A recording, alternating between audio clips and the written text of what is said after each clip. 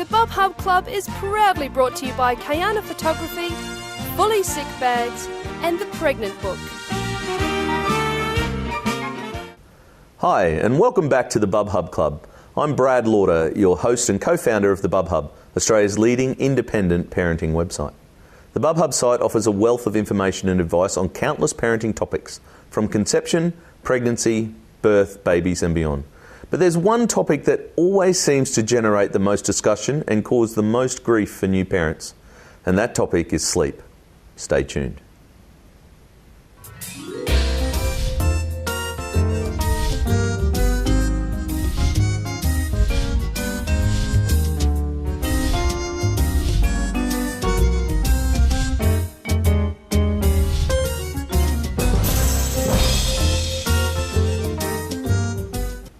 Welcome back. To tempt fate and be very unpopular in any parenting group, just boast how well your child sleeps. You will be in the minority, and the sleepless gods are likely to visit you with a vengeance. Sleep, or more precisely, lack of sleep, is a topic that generates a lot of discussion on the Bub Hub forum. Exhausted parents come online to ask questions about sleep patterns, routines, and sleeping techniques. They want advice, they want tips, and sometimes they just need a place to vent their frustrations. In this episode, we'll be talking to the experts and answering some of the many questions regarding sleeping and settling. We are joined by Matt Sanders and Jenny Watts. Thanks for joining us. Professor Matt Sanders is the founder of the world-acclaimed Triple P Positive Parenting Program, which over the past 30 years has helped more than 6 million children and their families in 20 countries. He is a professor of clinical psychology, director of the Parenting and Family Support Centre at the University of Queensland, and is regarded as one of the world's leading parenting experts and all-around good guys. Jenny Watts is a returning guest, a midwife, lactation specialist and child health nurse who has lived and breathed babies, infants, toddlers and their families for the majority of her working life. She works in a busy tertiary referral hospital, conducts infant clinics in the community and runs a private lactation consultancy. These people are not busy. Plus she has 3 children of her own. Welcome. Okay, well, let's start at the beginning. What is the typical sleep pattern for a newborn? Okay, newborns. With a newborn baby, the first tip is really there could be no pattern. Newborn babies need to just, sometimes they don't sleep much at all. Sometimes they sleep a large amount of the day. Really depends on what's a number of factors that determine what the baby. Can be their delivery, could be the pregnancy, their gestation, how big they are. A number of factors, the temperament of a little person. Yeah, so all those factors alone need to be taken in before we really look at what sort of pattern that baby will develop. And what can parents expect in the first few weeks? For some babies, it's just getting used to that baby, getting used to those cycles and getting used to their cries and their meanings, their body language. Yeah, it's all about relaxing as a first-time parent and letting the child set the tone perhaps in terms of that sleeping. So Matt, how can new parents cope with sleep deprivation? Their own sleep deprivation? Generally, yes. Yes. Babies tend to be fine for some reason. Well, I mean, the reality is that having a newborn is a major change in an adult sleep pattern because you're often having to wake 2, 3 or more times a night during a period of the day that you previously got used to 8 or 9 hours sleep. Mm-hmm. And so the inevitability of that is sometimes hard for people to kind of accept, but in fact it's quite normal to have this period of sleep disruption. The only thing I would say is that you need to have a bit of an optimistic outlook, recognising that this will change. It's a time-limited period in the child's development, and that it can pass much more rapidly than most people feel at the time when they're feeling sleep deprived. I would just recommend for people who are feeling like this is you've got to catch a cat nap when you can. Yes. You've got to look at, you've got to get whatever rest you're able to do when your baby is sleeping, because you still need sleep to be be able to function effectively, to have your cognitive processes operating properly. The other thing is that you do need to actually look after yourself. If you're feeling exhausted and overwhelmed, create those moments of peacefulness and calm in your life, and a bit of self-nurturance, I think always goes a long way. And that's an important time to ask for help. How important is it for parents to stay calm? Look, I think the thing that's important to remind ourselves of is that when kids are fussing and crying, there's a sort of a natural, almost evolutionary process that we find as a human species the infant cry a bit distressing. And that means it is a stressful kind of situation that we're encountering. But it's remarkable how people can learn to turn on a calmness in responding when they're dealing with a distressed or upset baby, so long as it is not unrelenting and going on and on and on and on for what seems like an eternity. It never is an eternity, of course, but it may seem that way at the time. I think the thing that you've got to really focus on to keep calm is make sure that any of these thoughts that imply that this baby is doing this in some way to irritate me, to upset me, I've spoken to parents who felt that they were the victim of, a 6-week-old who was deliberately out to make their life a misery. Now, those parents are at great risk for losing control and actually harming a baby. Well, that's important, very important. Don't be afraid to ask for help. Jenny, a lot of people worry that techniques like rocking or feeding a young baby to sleep will spoil them or encourage bad habits. How true is that? Well, I don't really agree. I think that it all depends on what you're comfortable to do with the baby, and it also depends on the age of the baby. Right. So there are certain types of children that is how they respond, and that's how they're soothed and calmed, and other infants, that's not what they particularly need. So it's really looking at the baby, looking at the parents, looking at how that infant's responding, how old is the baby, and is it working for what parameters for that development. Okay. Matt, there's a lot of pressure on parents to teach their babies to self-settle. How important is that?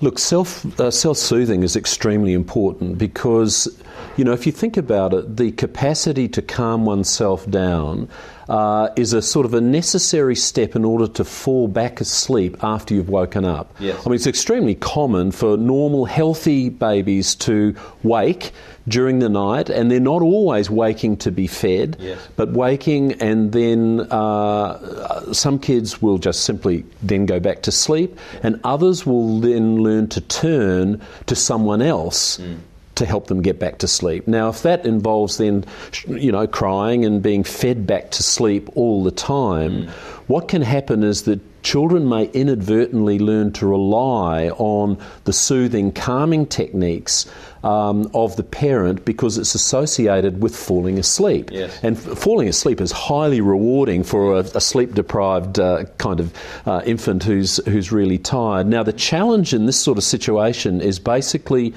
to remember that the end goal is for children to be able to calm themselves down, but they differ in their temperament. And so some kids are much easier for them to learn to self-regulate than others. Okay, but again, every journey's different, so you've got to keep asking those questions. How do parents know when their baby is ready for sleep? What are the typical tired signs? Again, it depends on the age of the baby. The newborn baby, some of them, some babies become quite out of control. They get quite irritable. They clench fists. They look away. They're angry. They can pull their ears. It really depends on how old the baby is and different types. Other babies, it can just be that they zone out.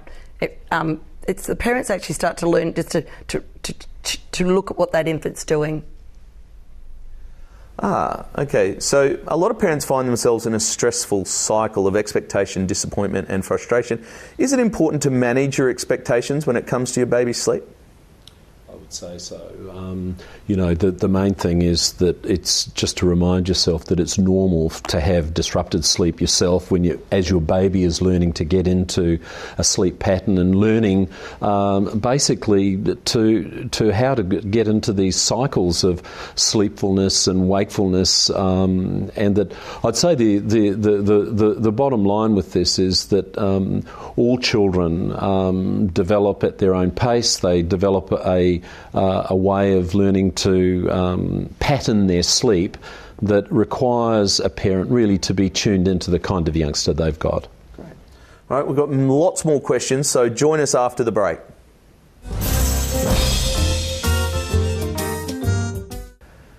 Welcome back. We're talking all things sleep and settling with parenting experts Matt Sanders and Jenny Watts. We've chatted about newborn sleep, sleep patterns and bedtime routines. Now we're going to look at sleep issues. Jenny, everyone is different and everyone's baby is different. So how do you know if you have a sleep problem? The sleep problem is defined if the parent or the baby is not coping particularly well. Either party are unhappy. The baby's behaviour is feeling overwhelmed or the mother's overwhelmed. Right. So either way, then we need to look at what we can do from both camps. And if you think your baby needs sleep training, where is the best place for you to go to get help? There's enormous amounts. Sleep training as such probably is a fairly loaded word that I really delve in a little bit more. I don't particularly agree with sleep training. I developed sleep facilitation. Training as such, really trying to facilitate healthy patternings of behaviour at different ages is probably where I would sit more than trying to train an infant. So are there good books that people can use? There's some beautiful books about sleep. I mean, I particularly like the Matthew Sears and Sears book. They sort of have a whole book on the baby sleep book. There's The Secrets of Raising Happy Children. I sort of look at more about what's actually happening in the children's lives and how do you make the whole routine and the patterning to facilitate healthy sleep patterning. Okay, now I'm going to ask a question here and I don't want anyone to yell at me through the TV. This is a touchy question on the forum. In the old days, parents were told to let baby cry it out. Then came controlled crying or comforting. Again, don't yell at me. What is the current school of thought regarding these methods? Well, there's a huge amount of research that's actually against it, and there's a lot of issues with parents. I mean, there's different levels of older and different timing. You can say that a baby can be left like a cup of tea that a baby is making an unhappy, grimacing sort of time, but not really unresolved and not unhappy and fretful. So we don't want to push children to that level anymore.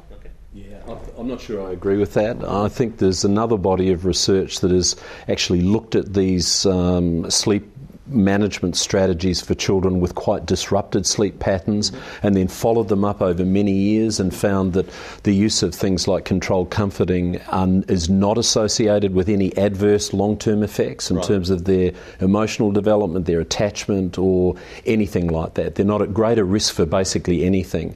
That what they're at more risk of if they've got a sleep-deprived parent who becomes miserably depressed because they're overwhelmed and that the parent is feeling inadequate.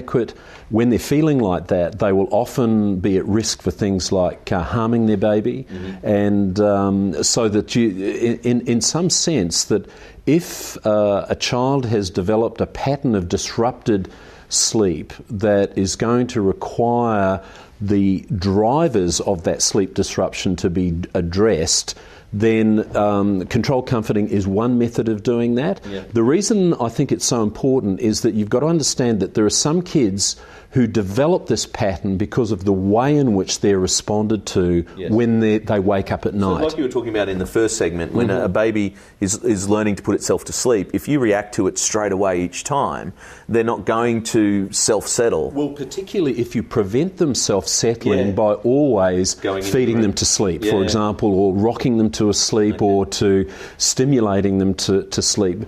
Basically, the thing that children need to learn to do is to fall back asleep with the minimally sufficient level of contact and support from a parent that will allow the natural process of falling asleep when you're tired to take hold. The less they need us, the better it is for us and them. The more you become a helicopter parent to feel as though that you have to be full on there and in fact inadvertently overstimulating children at times, that contact can actually be incompatible with sleep onset. Yeah. Okay.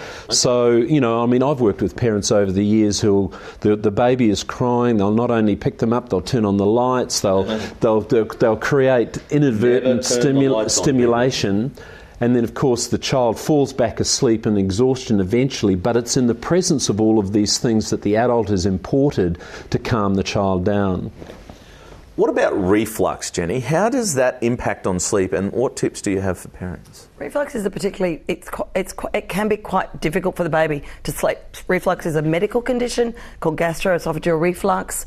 It causes increased gastric juices and an increased level of discomfort. So babies can have it mildly to becoming needing full medical treatment, and so it really can impact and impede sleep for babies. at a very early age. And some tips for parents. There's different things you can do, depending obviously on the severity of the condition.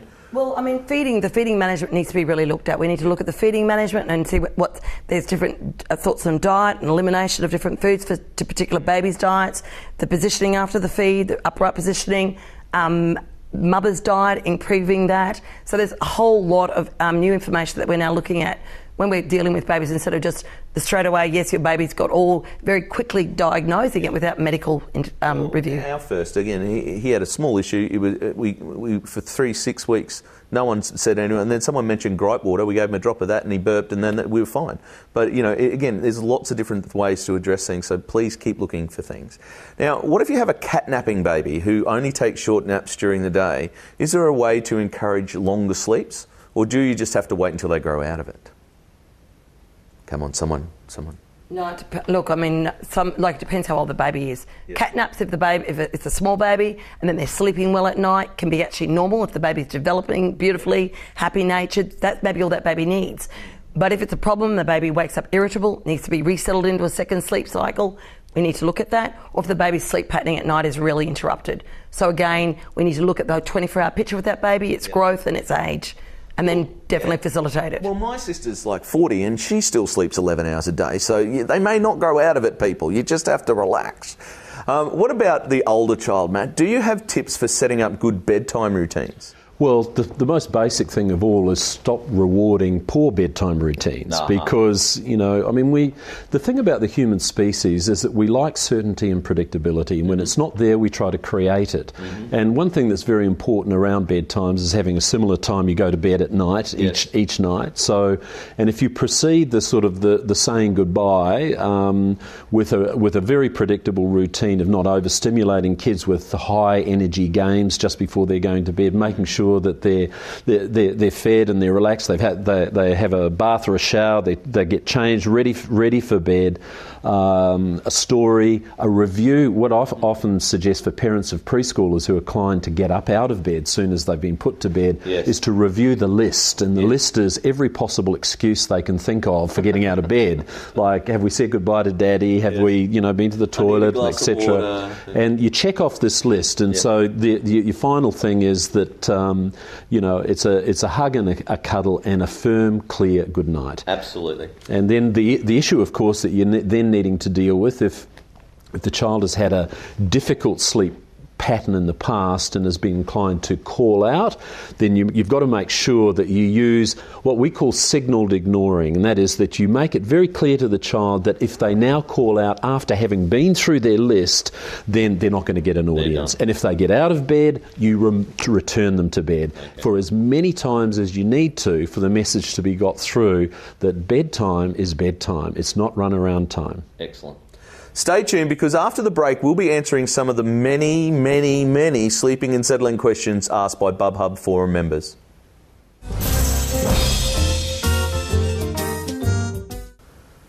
Welcome back. We're talking with sleeping and settling experts Matt Sanders and Jenny Watts. We've chatted about sleep patterns and sleep problems. Now we have some questions from real mums and dads, BubHub members who have posted their concerns on our forum. Kat is one of the BubHub team and has her finger on the pulse of the forum with regards to this issue. Hi Matt and Jenny, we've got a few questions for you from parents on our forum. Our first question is there a trick to getting my 7-month-old to sleep in her bed through the day rather than in my arms? When I do manage to get her down in her bed, she only sleeps for 15 minutes and resettling is futile. We co-sleep at night and she's a fantastic little sleeper then, just not so much through the day.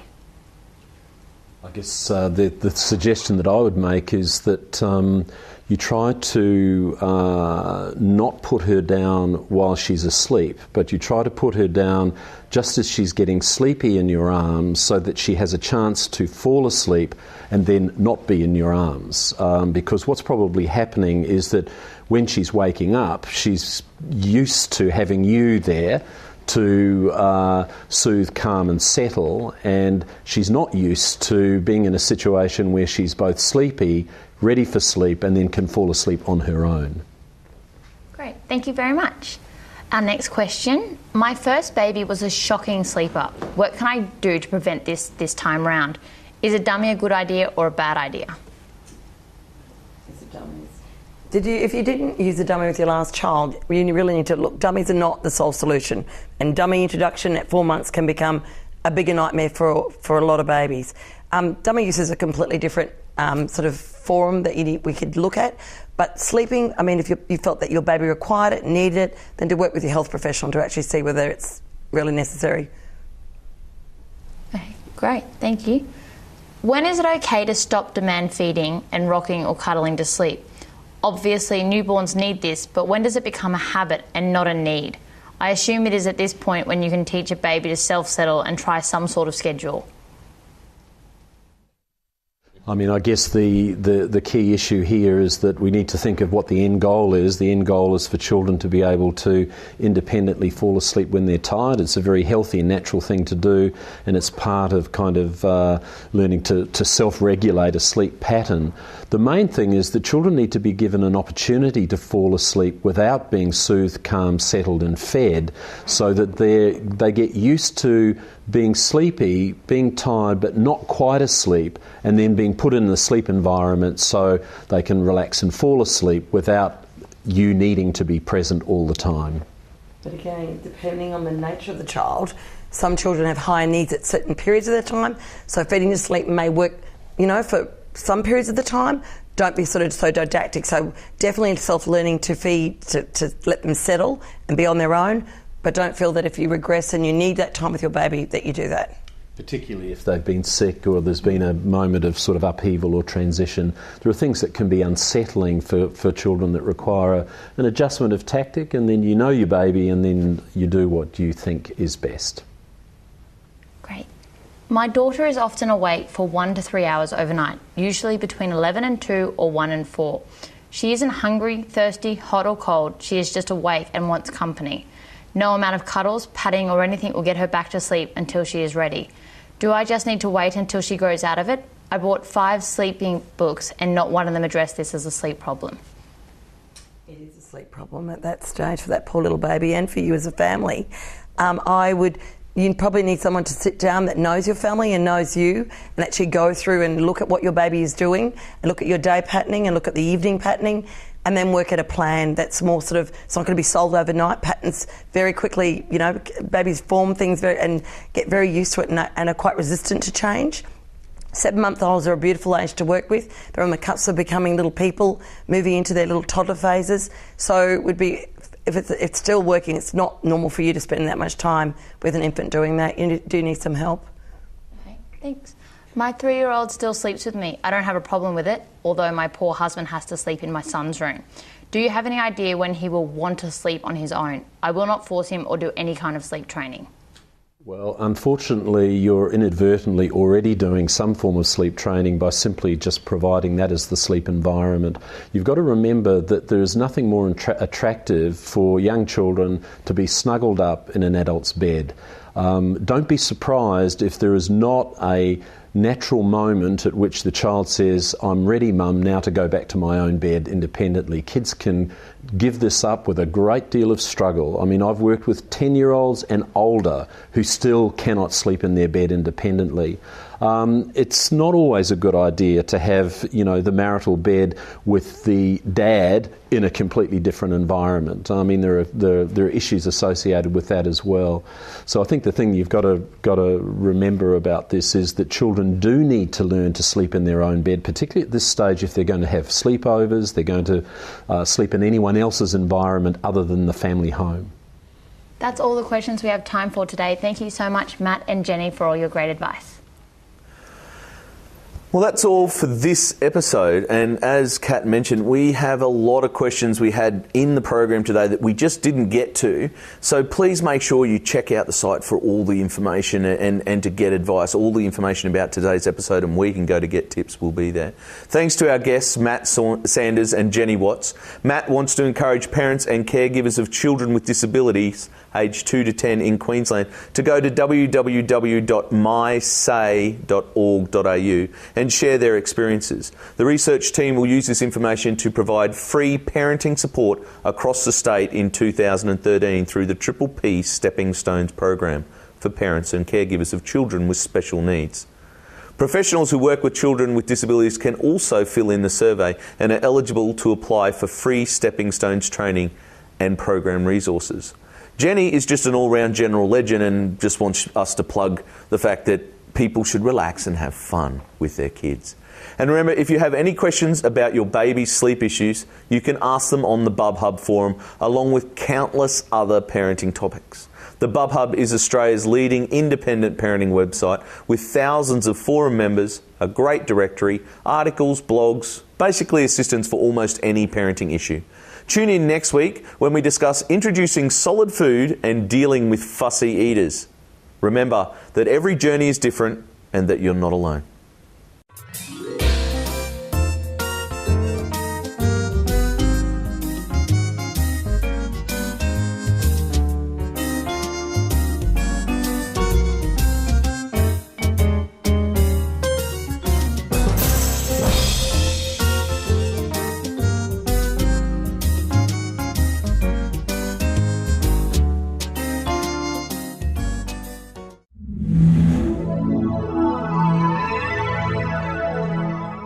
The Bub Hub Club is proudly brought to you by Kayana Photography, Fully Sick Bags, and The Pregnant Book.